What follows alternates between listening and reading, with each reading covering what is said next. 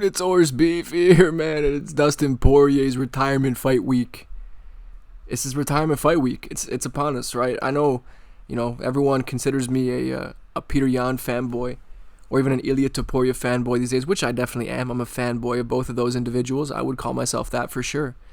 But when it comes to who is my all-time favorite fighter, right? It's between Dan Henderson and Dustin Poirier. Those are my two all-time favorite fighters. Ever since Dustin Poirier made that move up to lightweight, I've been following him very, very closely, and just in awe of the man's toughness, his grit, his determination, and the improvements he's made fight over fight. Like, just to become one of the best boxers in UFC history, to do what he's done, to be in there with the guys he's been in there with. It's tough to find somebody with a more impressive resume than the guy. He's probably the greatest to never win an undisputed strap. And I just want to say thank you. Regardless of what happens on Saturday night, I want to say thank you for all the memories, man. All the bangers, all the wars, right? Obviously great dance partners to be in there with Dustin Poirier in order to deliver these wars. But just thank you. I feel like you'd be hard-pressed to find a fighter with a better catalog of all-time bangers than Dustin Poirier. Just simply put, the man is a warrior. The brain cells lost for our entertainment will never be forgotten, at least by me. Absolutely not. One of the greats of the sport, and I am beyond grateful for his existence. I'm in a glass case of emotion! But let's get into the actual prediction and breakdown of this fight, man. Dustin Poirier versus Max Holloway, 3-9. I see something going around here. Most people are actually seeming to pick Max Holloway, right? Even though he's 0-2 in their series so far, right? And I can see why that would be a little bit strange to some people, but it does make sense why people are looking at Max Holloway as the clear favorite here. Of course, you have Dustin Poirier. This is literally his retirement fight, right? This is his retirement fight.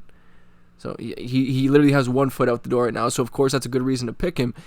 And Max Holloway is 33. He's closer to his physical prime, so I can understand that, right? But he is seeming pretty punch-drunk nowadays, and this has nothing to do with the video I made about him yesterday, which I want to say thank you, by the way. Thank you. That video has done very well so far, so I want to say I'm very grateful for all the views and the comments that you guys have left on that video, of course. But I can see where people are going with Max Holloway being the clear favorite, right? He looked really good against Justin Gaethje. That was his last fight at 155. Obviously, the last time we saw him was against Ilia Topuria, which he looked pretty good in that fight as well, right? Max Holloway looked quite good in that fight, and I would say he's done the best out of all of Ilia Topuria's recent opponents. He's done the best, and I think same can be said about Dustin Poirier against Islam Makhachev, right? So their last fights, Max and Dustin, have been against the two best fighters in the world, where they overperformed, you would think, right? But still coming off of losses, right? Being finished. So it's interesting there. That's actually quite interesting in my opinion, but has nothing to do with the actual prediction of the fight. So when it comes to momentum, they both don't really have much, right? Both coming off of losses, like I said, against the best fighters in the world. And it's really hard to predict this fight because you cannot base your prediction on this fight off of the result of either of their past two fights, because the first time they fought was Max's debut. He was very green. He got submitted, right? Dustin was the only one is the only one to this day to submit Max Holloway. And then their second fight, Max Holloway came up, but physically he looked a lot worse off than he did physically against Justin Gaethje. And just compare the performances, the speed, man.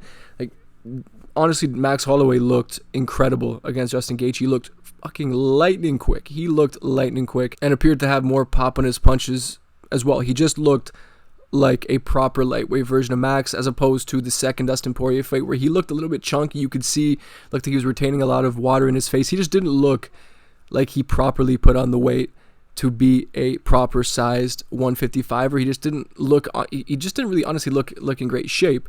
But Dustin very, very clearly beat him, very clearly, right?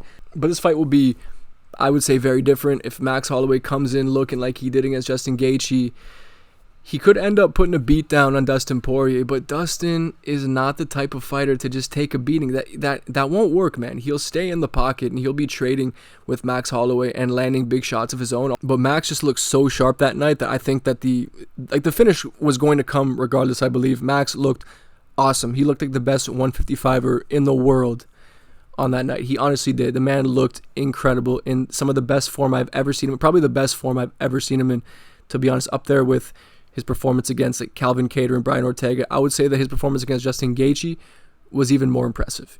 But this will be a very different fight from his fight against Justin Gaethje. Dustin Poirier is a very different fighter. Of course, he's a scrapper just like these guys are.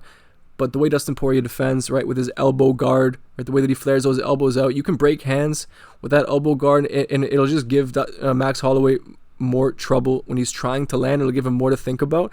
Dustin Poirier is much better off the back foot as well, as we saw against Benoit Saint-Denis, as we saw against Michael Chandler, right? Dustin Poirier is very good at boxing off the back foot, right? He can switch stances effectively, right? The way that he switch hits as well is very tough for fighters to deal with. He cracked Max Holloway with those switch right hands on multiple occasions in their second fight, but of course, like I said, this fight will be much different than that one. But then again, Max Holloway has always been anything but a difficult fighter to hit. He absorbs a lot of shots. In fact, I'm pretty sure that still to this day, he has the record for most head strikes absorbed in UFC history. So it's not like he's some smooth operator like that. No, he's tough to hit at times because his footwork is very, very impressive, right? It definitely is, but he's very much hittable.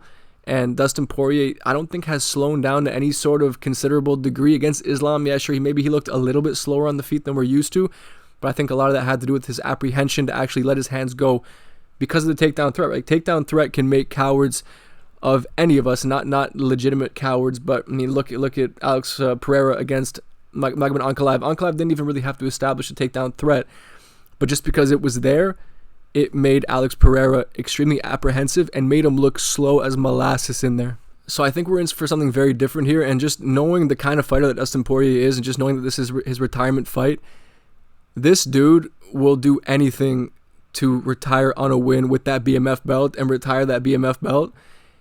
I think he's going to win this fight. I think he's going to win this fight. I don't think he'll finish Max Holloway, but I think a lot of people aren't really considering the fact that he's coming off his first knockout loss of all time, Max Holloway, and that could play a huge role in whether he comes into this fight very confident or not. Because like, think about Volkanovski, right? Like, what did he say after he got knocked out by Islam Makhachev? That he came in very apprehensive and he was just more focused on getting knocked out than anything, right? Against Ilia Topuria. Could we see something similar here with Max Holloway? Could we see him less willing to engage because he's now suffered his first knockout loss and that granite chin has now been cracked? Is that going to play a factor?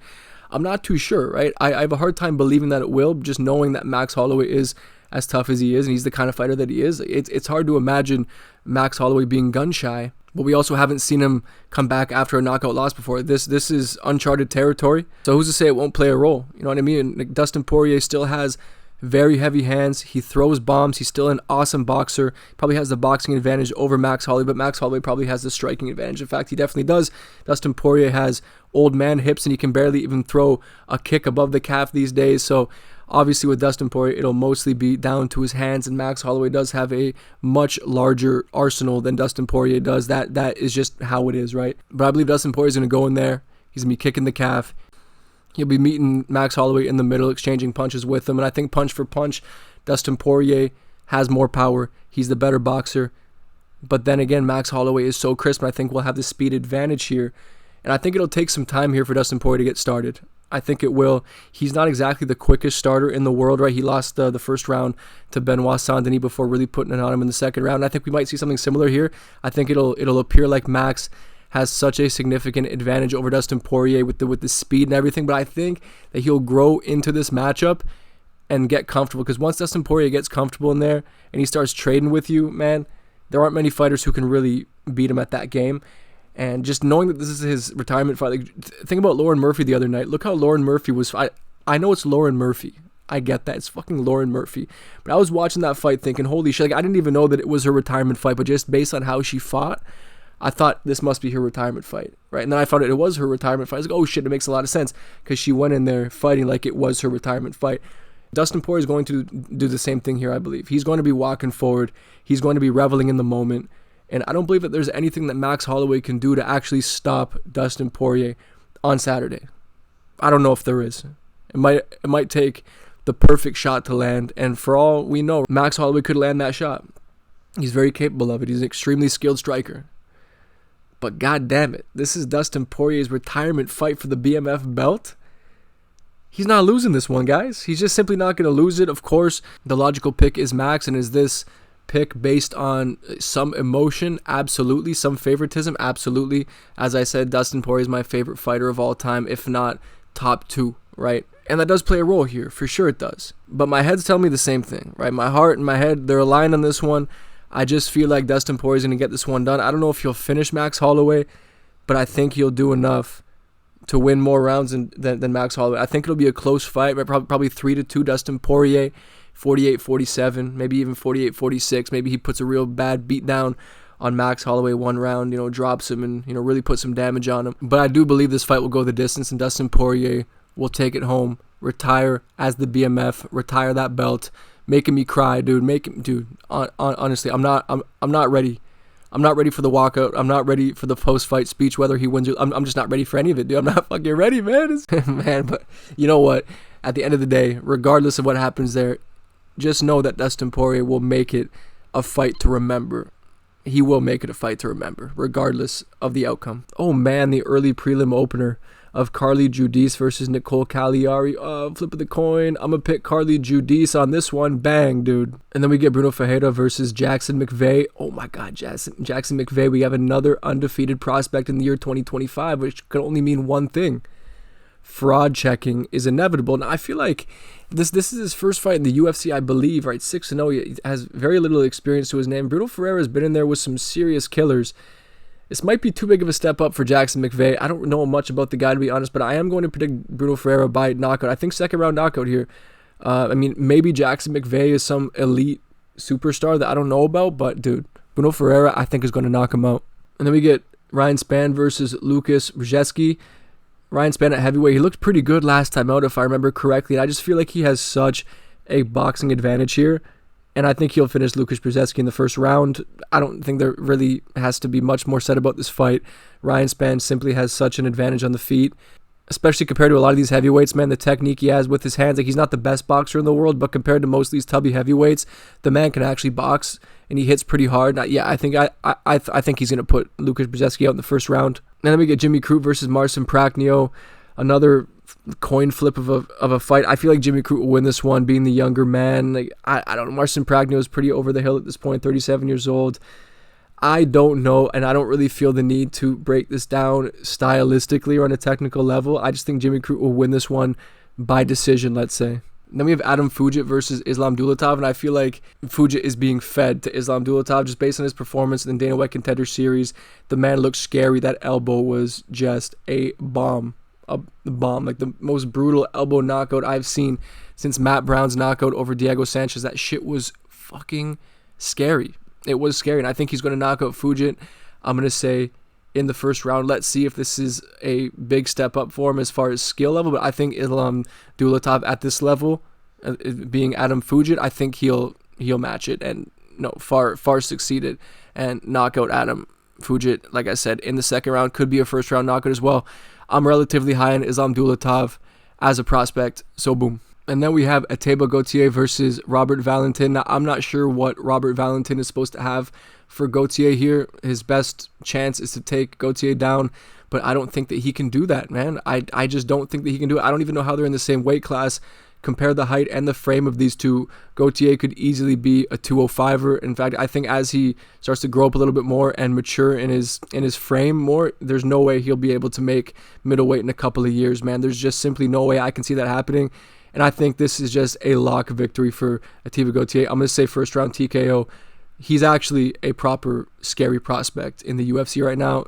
The man throws bombs, and he's just a physical specimen. Fucking scary. Then we have Francisco Prado versus Nikolai Veretennikov. Now, I believe this Veretennikov guy was the one who tried to strike his opponent after losing last time around. I thought he would be cut as a result of that, but it looks like now he's being fed to Francisco Prado. Prado has now been employed with retiring this fool from the UFC, and I think he'll do exactly that. I'm going to say Francisco Prado by second round TKO, not because I think Prado is necessarily like a super skilled fighter, but he's very tough. And I just think that he has all the advantages in the world over this Veretennikov guy. I'm not even sure why he was signed to begin with. He's a fucking bum, and I think he'll be treated like a bum. We then have Marvin Vettori versus Brendan Allen. Now, this is a fight that I'm actually looking forward to because there's real beef here. I believe they scrapped in real life somewhere. I saw some video. I think it was a Brendan Allen sucker punching Marvin Vettori. I don't know, but this one actually has stakes behind it, and it's a tough one here because I think Brendan Allen has the technique advantage here. I think technically on the feet, on the ground, he probably does have the advantage here, but Marvin Vettori is such a dog. I just fail to see how he would have improved. He seems to show up in every fight looking the exact same, no improvements to his hands. He really doesn't possess a lot of power in his hands whatsoever. Nothing to really trouble Brendan Allen with. He's a decent grappler. He's decent everywhere. But I feel like Brendan Allen is more decent everywhere. And because this is a 3-round fight, I feel very confident picking Brendan Allen to win this one by decision. I think if this was a 5-rounder, maybe I would lean more towards Marvin Vettori because he does have good 5-round experience. But I think Brendan Allen is going to win this one by decision, and I'm going to pick that. Then we get Kyler Phillips versus Vinicius Oliveira. Now, I struggle to see how Kyler will actually win this one. Like, I don't know if Vinicius Oliveira is as good as people are touting him to be. I do think he's a decent prospect, but technically he leaves something to be desired there. And this is a step up for him for sure. Like, Kyler Phillips is no slouch. He's been in there with some of the best. And he beat the shit out of Pedro Munoz. I guess there's something to be said about that, but I guess a lot of guys have beat the shit out of Pedro Munoz at this point. He is kind of a punching bag at this point. But I think Vinicius will have too much for Kyler Phillips. He's not bad on the ground. The man's willing to wrestle. He's willing to mix it up, and he's pretty dangerous on the feet. Although, like I said, not as good on the feet as some people give him credit for. Like, he's creative, he's flashy, he's wild, but he's not as technical as some people say he is. Kyler Phillips, I actually think, has the advantage on the feet as far as technique goes. Like, technique for technique, I think he beats Vinicius. And they're both pretty wild, man. I'm just hoping for a good, fun scrap here, and I think we'll get exactly that. But I think Vinicius Oliveira will win this one by decision. I think you'll win a close 29-28. Maybe Kyler Phillips takes the first and Vinicius takes the second and third. I can see it happening. But I can see a finish, man, going either way. I don't know. We haven't really seen Vinicius Oliveira tested at the top level yet. And Kyler Phillips is a little taste of what the top 15 at bantamweight has to offer. But I think Vinicius Oliveira will pass this test. We then get Michael Johnson versus Daniel Zellhuber. Now I think the easy pick here is Daniel Zellhuber, of course. He's a gargantuan lightweight. His frame is crazy. He might not have the boxing advantage over Johnson because Johnson is a very good boxer himself and has crazy power. So, of course, he always has the puncher's chance here, but I think Daniel Zellhuber will be able to keep the fight at range and just piece up Michael Johnson, pick him apart. He won't be afraid to level change as well. Daniel Zellhuber is a pretty well-rounded martial artist, and I think he'll prove it here. And honestly, I don't even know if he'll really make a statement here with a win over Michael Johnson. It might actually be closer than it has any right being, but I think that Daniel Zellhuber will mix the martial arts enough on his way to a unanimous decision victory here, and that's what I'm going to pick. Now, I find this fight very intriguing. Dan Ige versus Patricio Pitbull. I know some people are shitting on Patricio Pitbull, saying that he looked like shit against Yair. I don't know if he looked like shit. He got pieced up. Sure, he got pieced up, but he looked all right in the first round, man, and he was in there. He stuck in there. And Dan Ige, of course, has been in there with the who's who at featherweight. He's actually been in there with some top guys, man. His resume of opponents has been pretty stacked, and I think he's always just so close to closing that gap against these guys. Like, he could have had a win over Diego Lopez if he just put his foot on the gas earlier on, because he clearly won that third round. But I don't know. He was getting pieced up by Sean Woodson, but then he found that shot, and it was a bit of an early stoppage, maybe. And of course, Patricio is very high level. He is. I don't think people give him credit for how high level he actually is. I just think he's too small for featherweight. But he's going up against somebody of similar stature, but who throws bombs. Like, Dan Ige is one of the better boxers at 145. But of course, I say Patricio Pitbull is no slouch in that department. He's very well-rounded. Both guys are well-rounded. This is honestly a very tough fight to predict. But, man, I actually don't know how this is going to go. This is a really tough fight to predict here. But I'm gonna say this: Patricio Pitbull is going to win this one. I think he'll actually get a victory here, not because I don't know, not because I think he's much better than Dan Ige or anything, but I just think he's that much more well-rounded and more willing to mix it up on Dan Ige. And I think he'll do just enough to win. I know I'm predicting a lot of decisions here, but I think this one will also be a decision unless Dan Ige cracks Patricio Pitbull and knocks him out. I can see that happening, but I'm leaning like 55-45 to a Patricio Pitbull close decision victory here. So that's what I'm going for. Kevin Holland versus Daniel Rodriguez, both coming off of finished victories. I believe Daniel Rodriguez knocked out Santiago Ponzinibbio last time out, and Kevin Holland subbed somebody. He fights so often, to his credit, that I forget who his last opponent was. But I'm going to pick Kevin Holland. I think he may not have the technical advantage on the feet because, like I always say about Kevin Holland, he throws inflatable tube-man shots, and it's just not impressive boxing that I see from Kevin Holland. It really isn't, but he can be pretty effective on the feet. But ultimately, I think he'll get this fight to the ground and just tie Daniel Rodriguez up because he has displayed some very high-level jiu-jitsu, and with that frame, I think it'll be too much for Daniel Rodriguez to deal with. I'm going to say second round submission for Kevin Holland here. But then we have the co-main event. This is the last fight we'll speak on, obviously, because we already broke down the main event here. Now, this is a cool fight. Both men being 34. Obviously, a Paulo Costa fight is exciting for anybody, just knowing what he used to bring. Although we haven't seen that version of Paulo Costa, man. Like, we haven't seen that Paulo Costa versus Yoel Romero version in a long time, right? We haven't seen what he used to bring against Uriah Hall, and I think it's the inactivity that has led us to this point where Paulo Costa is a shell of his former self. Now, of course, he could very well surprise us and come in here and look like his vintage self, but I just think the lack of activity has bit him in the ass so bad at this point, and he's pretty much just riding off of name value, and that's all. And I think Roman Kopylov is going to piece him up. I think he has the hand speed advantage. But, Paulo Costa has very underrated kicks. I think, he should be given more credit for how athletic he is and how fucking fast he is with his kicks for the size that he is. But I think Roman Kopylov will be too quick and too active for Paulo Costa. And like I said, that lack of activity for Paulo Costa has killed his career. It has. It's killed his career. Although I'm hoping for Paulo Costa to pull it out the bag and get this one done, I am going to predict Roman Kopylov by decision once again, man. Once again, but it's only a 3-rounder. But then again, Roman Kopylov does have a propensity to slow down. He does, especially in those third rounds. So let's say that Paulo Costa absorbs the shots and weathers the storm in those first 2 rounds. I can honestly see him, if he notices Roman Kopylov fading, like he tends to do, and Paulo Costa with an underrated gas tank that he has, because Paulo Costa, just based off the visual of him, you would think that he's some big powerhouse, big puncher, but he's not. He's actually more of a volume shot guy and has a really underrated gas tank. So I think that the longer this fight goes, the more that it favors Paulo Costa.